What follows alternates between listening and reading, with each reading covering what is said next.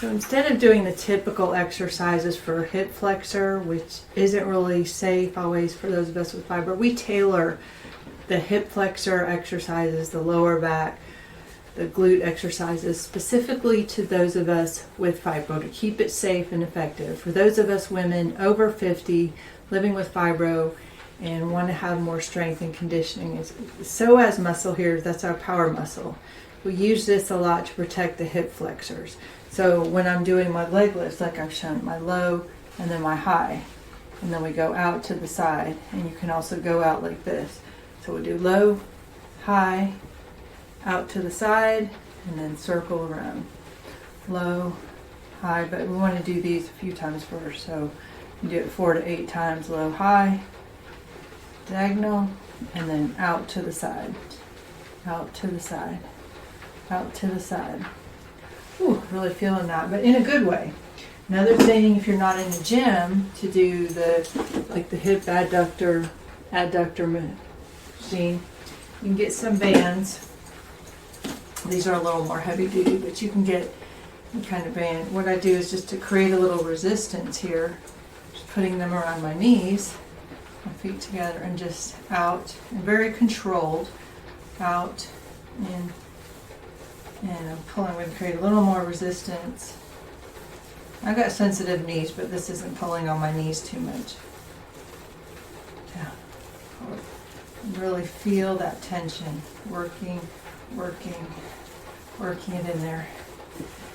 Okay, so you can do that. That can be very effective. Also, again, with fibro, we want to push through exercises more than we want to pull. It's important. So you can do things just like if I'm pushing this bench across the floor. Okay, I'm pushing, I'm using my power muscle. I'm using that psoas muscle. Very good. Glutes, very much connected. So we want to use it. But instead of getting on the floor, where we're going to be leaning on our knees, leaning on our elbows or our hands or wrists, use a raised platform or a sturdy bench.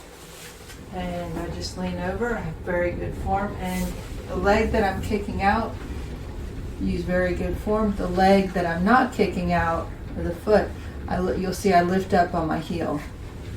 So I'm going to lift up, so kick out. The first few is always getting that form right. So lift up on the other knee, very focused. Really focus on keeping that leg in alignment, and I'm just kicking out, feeling it in my glute, kicking out. Then stand up, do the other one.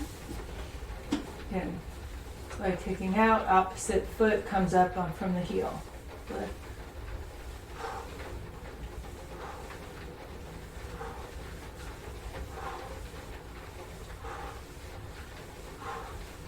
And that is working our glute muscle. And sometimes I'll go back to doing some of my leg lifts to the side, each side, and then push this to the side. Go ahead and I'll combine some of our, remember, rather than static stretching, do these. Static stretching can be hard and straining on hip flexors. So here we're getting the gluteus medius in our hip flexor.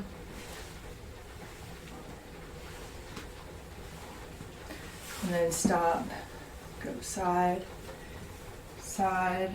Move that bench over a little bit. And what's good is if you do each leg about 4 times itself, feeling that leg, 4 times, 4 times, 4 times. Great for balance too. You see how I started getting a little unsteady there, so you can use that. Ooh, for balance. Let's see.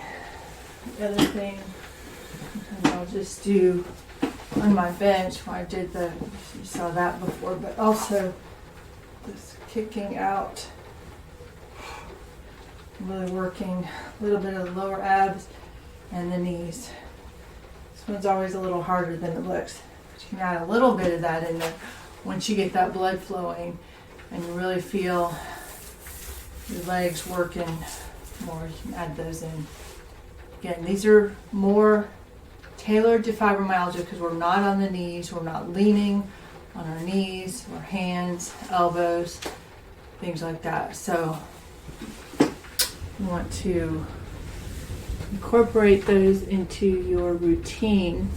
And also, again, I stress the fact that for those of us women over 50 with fibro, we want to keep the psoas muscle, that's our power muscle, the hip flexors, all that. If something doesn't feel right, it might be that a form issue or just that you need to try this. We're showing a multiple variety of things that you can do for these areas.